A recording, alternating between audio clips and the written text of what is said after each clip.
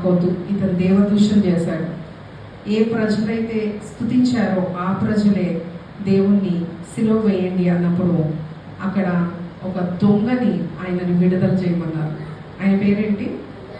బరబ్బా. దొంగ కావాల్సి వచ్చింది కదా. ఈరోజు మనకి దొంగకి ఆశ్రయం ఇస్తున్నామంటే దేవుణ్ణి రిజెక్ట్ చేస్తున్నామని.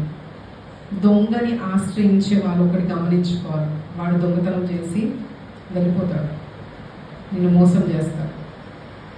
దేవుని కొరకు కొంతమంది వెంబడించారు, చాలామంది అరిచారు. దేవుని కొరకు కొంతమంది వెంబడించారు, ఏడుస్తూ వెంబడించారు. ఆయనలో ఉన్న ఆ సిలువ ఏమంటారు ప్రయాణంలో పాల్గొన్నారు.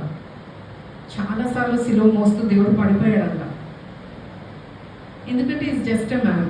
చాలామంది అనుకోవచ్చు ఆయన దేవుడు అందుకే సిలువ మోయగలిగాడు, ఆయన దేవుడు అందుకే గొల్గొతా కొండ ఎక్కగలిగాడు, ఆయన దేవుడు అందుకే ఆయనకు శక్తి ఉందని. కానీ కాదు, ఆయన మనిషి, కంప్లీట్ మ్యాన్, కంప్లీట్ గాడ్. అందుకే ఆయనను కొడితే రక్తం వచ్చింది. ఆయన కష్టపడి ఎక్కాడు. ఆ సిలువ మ్రానులు మోస్తూ ఎన్నోసార్లు పడిపోతూ చాలామంది వచ్చి మధ్యలో సహాయం కూడా చేశారు. పాల్గొనాలి సిలువ మోయడం. అందుకే దేవుడు అంటాడు, నా సిలువ మీరు మోయండి. అది ఎలా ఉంటుందంట?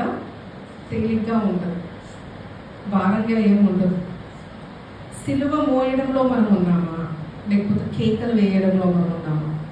కొన్నిసార్లు కేకలు వేస్తాం ఓజానా అని, 5 రోజుల తర్వాత ఈయన సిలువ వేయండి అని చెప్తాం. అంటే మన ప్రవర్తన అట్లా ఉంటుందండి.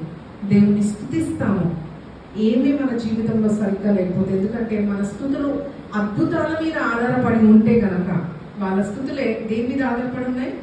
అద్భుతాల మీద ఆధారపడి. మన స్థుతులు కూడా అద్భుతాల మీద ఆధారపడి ఉంటే కనుక మనము అలాగే ఉంటాం.